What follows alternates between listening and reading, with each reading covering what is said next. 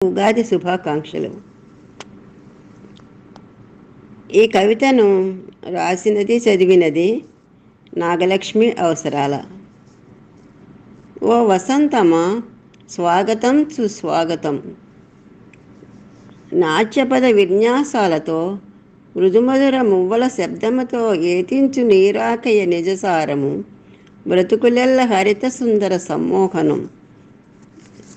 చిటారు కొమ్మన మావి చిగుళ్ళ మాటున దాగిన కోయిలల కుహూ కుహూ గానము వీణుల విందుగా ఆలపించిన వేళ, జీవితమంటే షట్రుచోపేతమైన ఉగాది పచ్చడి వంటిదని అవగాహన పొందిన మానవాళికి భవితిపై ఆశ చిగురించిన వేళ, దరిచేరిన ఓ వసంతమా, నీకిదే స్వాగతం సుస్వాగతం.